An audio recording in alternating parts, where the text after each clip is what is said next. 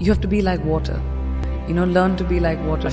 Adaptable, fit into any vessel, have a sense of calm, have a sense of patience.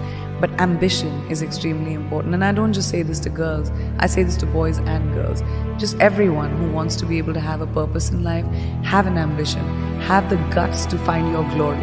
It's extremely important to have guts, to have conviction, to be able to say that, this is what I want and I want to achieve it. I learned it from the very, very strong people in my family that I looked up to, that showed me that it doesn't matter what your circumstances are, it matters how large your dreams are. And I have really large dreams. There's something about knowledge. There's something about if you learn, even if you don't know something, if you have an ambition to be somewhere, if you prepare yourself, you have the ability to be better than everyone else. I like to be prepared for everything, even if it's an interview, even if I'm going for a red carpet, even if something is trivial to someone. Honesty is very important in relationships, whether it's with friends, whether it's with family, whether it's with your loved one, whether it's in a romantic relationship. I think being real to what you really are feeling is very important. And a lot of people don't have the guts to do that because we are always pretending to be a certain way so that we can maintain a relationship. But I think the healthiest relationships happen when you have the ability to call out someone and say, well, that's not right, or I don't feel a certain way and you're wrong or you're right, and to be able to talk about it. It takes taking that cloak of being careful about your emotions off, but that's very important. I really feel like you are defined by, every time you're defined by what you do next, not what you left behind. There's no point of doing the same thing over again. I try not to do the same thing over again. You have to take risks. Risks are so important in evolution. Playing it safe, yeah, you can have an existence, but you'll never be someone who's a trailblazer. My dad was extremely sensitive, but he was also like my biggest champion. The one thing that I learned from him was the hustle. He always taught me that don't be afraid of the failure. What you do next after failure is what will define you. Everyone fails. It's going to happen to you, it's going to happen to me, it's going to happen to everyone. Instead of sitting on your hands and saying, I can't do it again, find the courage inside of you and saying, what can I do differently?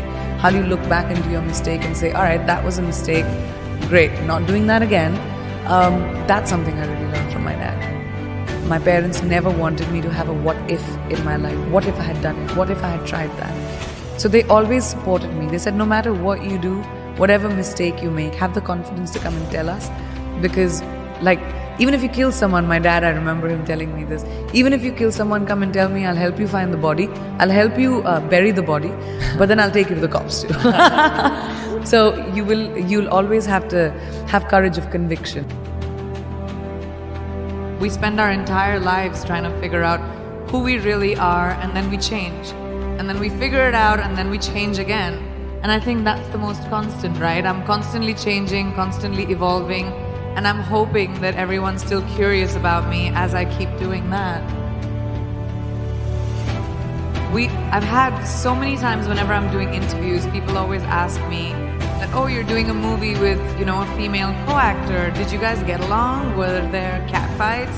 But when it comes to boys, they say, oh my gosh, that looks like a bromance and everyone got on so well. So I feel like over time, because women have the lack of opportunity, we were pitted against each other because there were only 5 opportunities, 5 places a woman could be hired. And so we were elbowing each other out to get to that one spot. So the crux of the problem is the lack of opportunity for females. And the more opportunity we create for each other, the more sisterhood will grow.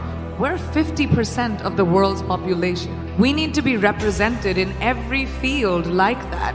We need to be empowered by each other, by the people who are in positions of power, by putting us in positions of power. So I realized many, many years ago that the more I champion women in my own small way, maybe I'll be able to create a world around me at least, where, women run the show, because we kind of do it really well. We just aren't given the opportunity enough, Yes! When I was very young, I started working when I was 17 years old. And I remember my mother telling me this really young, that women should be financially independent.